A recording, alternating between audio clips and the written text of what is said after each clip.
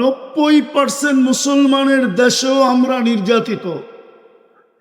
আমরা কেন মৌলবাদী? আমরা কেন, আরে কেন আমরা জঙ্গি ট্যাগ লাগানো? কেন আমাদের উপরে আঙ্গুল উঠায়? এক রিক্সাওয়ালা পর্যন্ত আমাদেরকে সইতে পারে না। রিক্সাওয়ালা পর্যন্ত সামনে পড়লে গালি দিয়া বলে, ও মোল্লা সরো। সমাজের কোন চোখে আমরা উপরে? কেন আজকে মুসলমানের এই দুরবস্থা?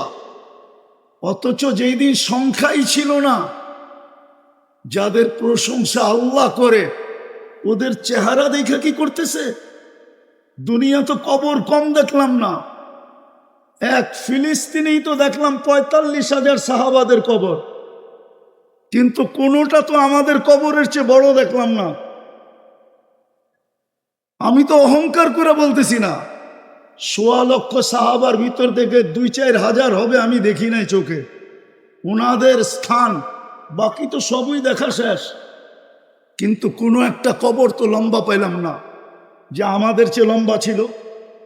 বলো, সংখ্যায় তো ছিল না,